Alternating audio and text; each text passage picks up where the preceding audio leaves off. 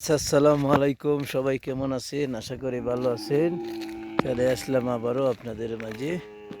সবাই কি অবস্থা, ভালো আছেন আশা করি। চলে আসলাম আবার অনেক দূরে সুদানি বাড়ির সাথে। এই যে আরেক গ্রামের সাইডে আরেক দিরা বলে এই জায়গায়, গ্রাম বলে না। এই যে দেখেন আরেক সাইডে চলে আসলাম অনেক দূরে উটগুলো নিয়ে। এই যে দেখেন উটগুলো খাচ্ছে গছার গাছ। এই যে দেখেন গছার গাছ, এই যে বাচ্চাগুলা খাইতেছে গছার গাছ। এই যে দেখেন আমার টিঙ্গু কিন্তু গছা মাইছে। এই যে দেখেন গছার গাছ,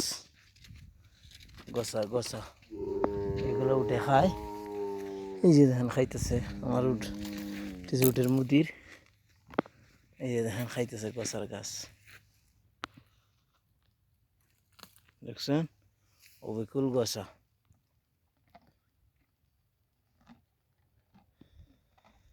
দেখতে পাচ্ছেন গছা, এই যে দেখেন গছা অবিকুল গছার গাছ খাইতেছে। এই যে দেখেন দেখতে পাচ্ছেন গছা। ও ভাই দেখেন দেখেন আটকে দেখে গছা। এই যে দেখেন খাইতেছে। উটের গছা লাগে না, আল্লাহ কি দিয়ে বানাইছেন উটে, দেখতে পাচ্ছেন।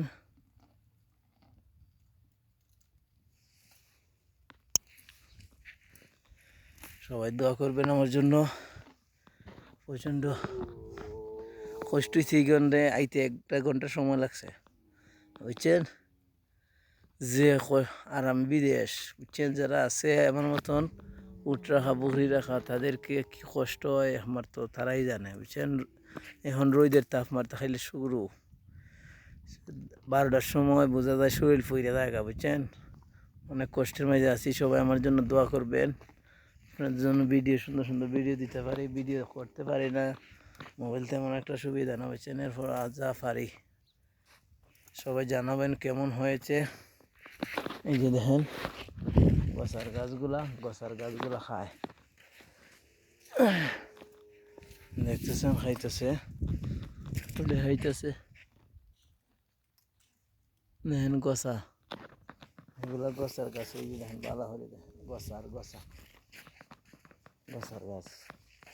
এগুলো উঠে খায়। সাইডের দিকে দেখেন গাছ, শুধু গছার গাছ, আর কোনো গাছই নেই, বুঝছেন।